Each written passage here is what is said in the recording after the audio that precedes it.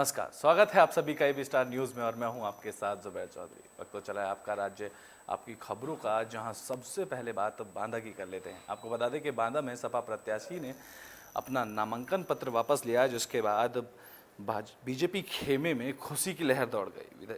विधान परिषद सदस्य चुनाव में बांदा हमीरपुर खंड में बीजेपी के उम्मीदवार जितेंद्र सिंह सेंगर निर्विरोध एमएलसी के निर्वाचित हुए। बता दें कि गुरुवार को सपा उम्मीदवार आनंद कुमार और निर्दलीय अतुल कामा ने नामांकन वापस ले लिए, जिसके बाद कलेक्ट्रेट में बीजेपी के उम्मीदवार जितेंद्र सिंह सेंगर का नेताओं ने फूल माला पहनाकर जोरदार स्वागत किया और निर्विरोध निर्वाचित होने से बीजेपी खेमे में खुशी की लहर दिखाई दी।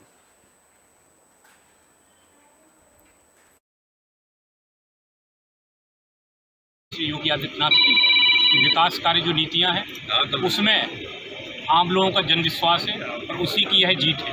यह जीत भारतीय जनता पार्टी के अपने चित्रकूट, बांदा, हमीरपुर, महोबा जिले के एक एक कार्यकर्ता की जीत है और निश्चित तौर से जो कार्यकर्ताओं ने अपेक्षा की है उसकी अपेक्षाओं पर खरा उतरने की पूरी कोशिश होगी। बुलेटिन में बात अब यूपी के बहराइच की कर लेते हैं। आपको बता दें कि बहराइच में परीक्षा का निरीक्षण किया गया है, तो वहीं डीएम समेत एसएसपी ने परीक्षा कंट्रोल रूम का निरीक्षण किया। खबर बहराइच से है, जहां नकल विहीन बोर्ड की परीक्षा को लेकर जिलाधिकारी और वरिष्ठ पुलिस अधिकारी ने बोर्ड परीक्षा से संबंधित कंट्रोल रूम का निरीक्षण किया। साथ ही अधिकारियों को आवश्यक दिशा निर्देश भी दिए गए। बता दें कि जिलाधिकारी दिनेश चंद्र और वरिष्ठ पुलिस अधिकारी केशव कुमार चौधरी ने बोर्ड परीक्षाओं के दृष्टिगत कंट्रोल रूम का निरीक्षण कर सुरक्षा व्यवस्था का जायजा लिया। इस दौरान जिलाधिकारी और वरिष्ठ पुलिस अधिकारी ने यूपी बोर्ड परीक्षा को ध्यान में रखते हुए विभिन्न विद्यालयों का भी निरीक्षण किया।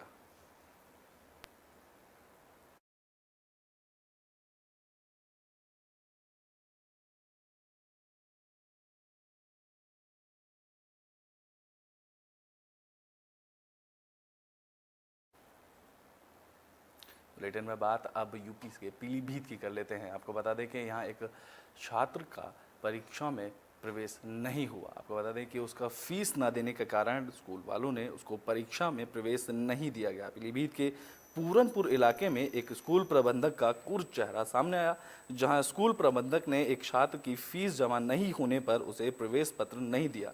इस कारण वह परीक्षा देने से वंचित रह गया। जानकारी के अनुसार पूरनपुर के सरस्वती विद्या मंदिर का एक छात्र बोर्ड की परीक्षा नहीं दे सका। फीस जमा न होने के कारण छात्र को प्रवेश पत्र नहीं दिया गया। स्कूल प्रबंधक के इस व्यवहार से छात्र परेशान है। इस कारण छात्र की पूरा एक साल खराब हो गया।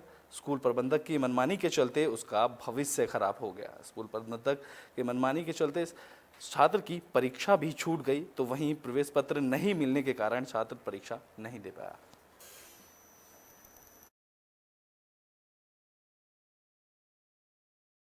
परीक्षा देने गए थे तो हम विद्या मंदिर में गए थे, तो सर बोले तो उन्हें की फीस ला, हमने सर वो दे दो हमारा प्रवेश पत्र, तो प्रवेश पत्र नहीं दिया तो बोले कि फीस दो हमारी। हमने सर फीस तो लाए नहीं, पापा तो पिए हैं, वो सर आप पीते हैं, तो उनके लिए तो उन्हें नहीं दिया। फिर हमारी पहला परीक्षा था तो छूट गया। रिटर्न में बात अब आगरा की कर लेते हैं। आपको बता दें कि यूपी में परीक्षा शुरू हो गई हैं, तो वहीं आगरा में इसी कड़ी को लेकर परीक्षा को लेकर सभी व्यवस्था का जायजा लिया गया। यूपी बोर्ड की परीक्षा अब शुरू हो गई, तो वहीं बोर्ड परीक्षा से पहले ही दिन पाली में हाई स्कूल की परीक्षा हुई। सुबह 8 बजे से परीक्षा शुरू हुई और 11:15 बजे यह परीक्षा खत्म हुई। तो वहीं इंटरमीडिएट की परीक्षा 2 बजे से शुरू हुई। आपको बता दें कि आगरा के 180 परीक्षा केंद्रों पर परीक्षा की गई, जहां 65,359 हाई स्कूल के स्टूडेंट और 52,254 इंटरमीडिएट के स्टूडेंट परीक्षा में शामिल हुए। नकल को रोकने के लिए शिक्षा विभाग ने परीक्षा केंद्रों में सीसीटीवी और वॉइस रिकॉर्डर लगाए। ऐसे में सीसीटीवी से निगरानी के लिए जीआईसी में कंट्रोल रूम भी बनाया गया। शिक्षा विभाग की तरफ से नियुक्त की गई टीम सीसीटीवी के माध्यम से केंद्रों की निगरानी करती रही।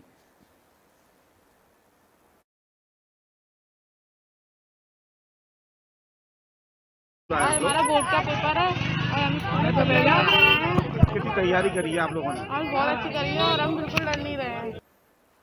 बुलेटिन में बात अब कन्नौज की कर लेते हैं। आपको बता दें कि कन्नौज में एक थाने के अंदर नेता और पुलिस के बीच नोकझोंक हो गई, कन्नौज का थाना परिसर खाकी और खादी का अखाड़ा बन गया। आपको बता दें कि यहाँ एफआईआर की कॉपी को लेकर सिपाही और बीजेपी नेता में तीखी झड़प देखने को मिली। वहीं सिपाही का आरोप है कि मुकदमे में कोई नाम न होने के बाद भी बीजेपी नेता रजनीश कुमार एफआईआर की कॉपी मांग रहे थे, जिसके बाद थाने में ही सिपाही और नेता में नोकझोंक शुरू हो गई। थाने में मौजूद दूसरे पुलिसकर्मियों ने यह मामला शांत कराया, तो वहीं सिपाही और नेता की झड़प का वीडियो अब सोशल मीडिया पर जमकर वायरल हो रहा है।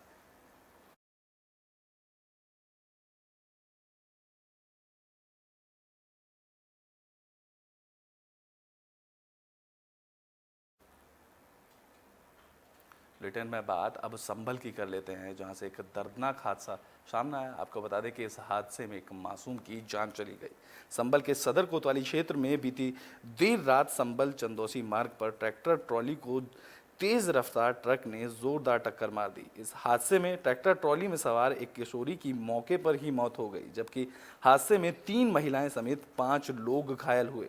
तो वहीं जहां आक्रोशित ग्रामीणों ने शव को घर ले जाते समय हयातनगर थाना क्षेत्र में संभल गांवा मार्ग पर बीच सड़क पर ही शव रखकर जाम लगा दिया, जिसके बाद पुलिस के आश्वासन के बाद 1 घंटे के बाद ग्रामीणों ने उस जाम को खोला। दरअसल जिले संभल के हयातनगर थाना क्षेत्र के कमलपुर सराय गांव के निवासी हरप्रसाद अपने परिजन सहित ग्रामीणों को आलू की खुदाई करके चंदौसी रोड स्थित हाफिजपुर गांव में वापस हयातनगर थाना क्षेत्र के कमलपुर सराय गांव लौट रहे थे। जैसे ही ट्रैक्टर ट्रॉली में सवार लोग भवानीपुर पुल के पास पहुंचे, इसी बीच संभल की तरफ से आ रहे तेज रफ्तार ट्रक ने ट्रैक्टर ट्रॉली में टक्कर मार दी। हादसे में एक किशोरी की मौत हुई, तो वहीं 3 महिलाएं समेत 5 लोग घायल हो गए।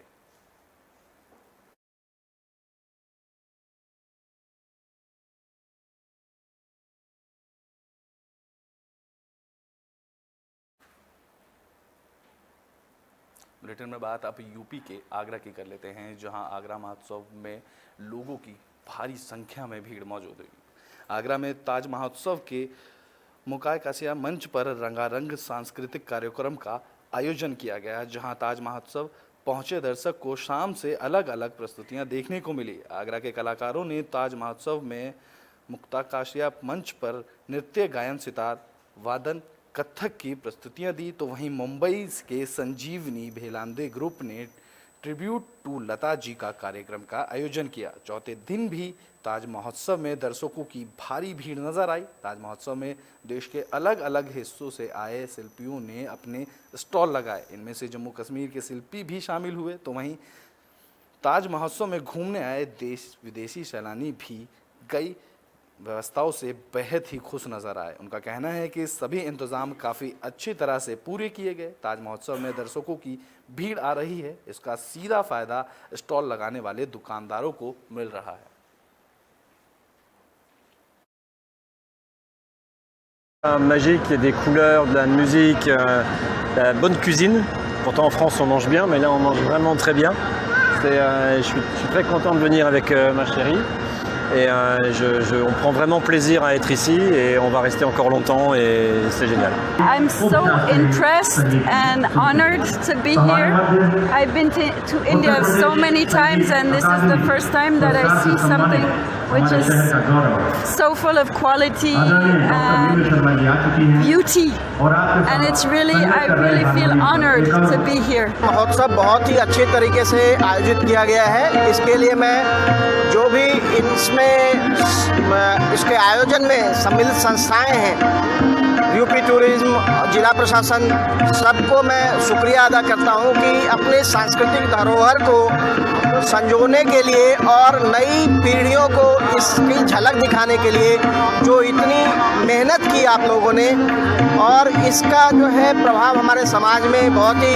बुलेटिन के आखिरी में बात पश्चिम बंगाल के कोलकाता की कर लेते हैं, जहां ममता बनर्जी ने पुलिस को अनारुल हुसैन को गिरफ्तार करने के आदेश दिए, जिसके बाद पुलिस ने अनारुल हुसैन को गिरफ्तार कर लिया। टीएमसी नेता की हत्या के बाद बंगाल की बीरभूम में मंगलवार को हिंसा हुई थी। इस हिंसा में 8 लोगों को जलकर मौत हो गई थी। पश्चिम बंगाल की मुख्यमंत्री ममता बनर्जी ने हिंसाग्रस्त इलाके का दौरा किया। ममता बनर्जी ने हिंसा पीड़ितों से मुलाकात की। साथ ही जिन लोगों के घर हिंसा की चपेट में आए उन्हें 1-1 लाख रुपए की आर्थिक मदद देने का भी ऐलान किया। इतना ही नहीं, ममता बनर्जी ने राज्य भर में बम और हथियारों की जब्ती के लिए अभियान चलाने का भी आदेश दिया। उधर टीएमसी सांसदों ने गृह मंत्री अमित शाह से सांसद की मुलाकात हुई। इस दौरान टीएमसी सांसदों ने राज्यपाल जगदीप धनखड़ को हटाने की मांग रखी। आपको बता दें कि रामपुर हाट मामले में टीएमसी के प्रखंड अध्यक्ष अनिरुल हुसैन को पुलिस ने गिरफ्तार कर लिया। मुख्यमंत्री ममता बनर्जी ने इस मामले में पुलिस को टीएमसी के प्रखंड अध्यक्ष को गिरफ्तार करने के आदेश दिए थे। बताया गया है कि पुलिस ने आरोपी को तारापीठ के एक होटल से उठाया है। आपको आगे बताया कि बीजेपी के केंद्रीय दल और बीरभूम के सेंथिया में टीएमसी कार्यकर्ताओं ने उन्हें रोक लिया। केंद्रीय दल को आज रामपुर हाट पहुंचना है, लेकिन बीजेपी का आरोप है कि सेंथिया में उनकी राह टीएमसी कार्यकर्ताओं ने रोक दी है। बीजेपी केंद्रीय दल के सदस्य सड़क पर ही बैठकर इस बात का विरोध कर रहे हैं। इसी कड़ी में अधीर रंजन चौधरी ने भी इस बात को एग्री किया। उन्होंने कहा कि बीरभूमि के बोलपुर में उनको पुलिस ने रोका। अधीर रंजन रामपुर हाट में हिंसाग्रस्त इलाके में जा रहे थे, तो वहीं अधीर का दावा है कि सुरक्षा व्यवस्था का हवाला देकर उन्हें रामपुर हाट जाने से रोक दिया गया। तो वहीं रामपुर हाट में हिंसा के बाद अब प्रशासन पूरे एक्शन में आ गया है। हिंसाग्रस्त इलाके में सीसीटीवी कैमरे लगा दिए गए हैं। कल कोलकाता हाई कोर्ट ने 23 मार्च को आदेश दिया था कि हिंसा वाले क्षेत्र में सीसीटीवी कैमरे लगाए जाने चाहिए, जिसके बाद हिंसा वाले इलाके में सीसीटीवी कैमरे लगा दिए गए हैं।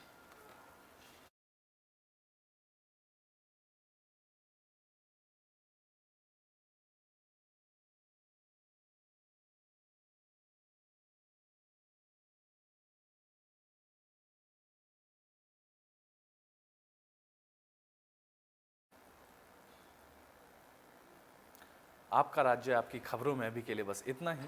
देश और दुनिया की तमाम खबरों के लिए देखते रहें एबी स्टार न्यूज़।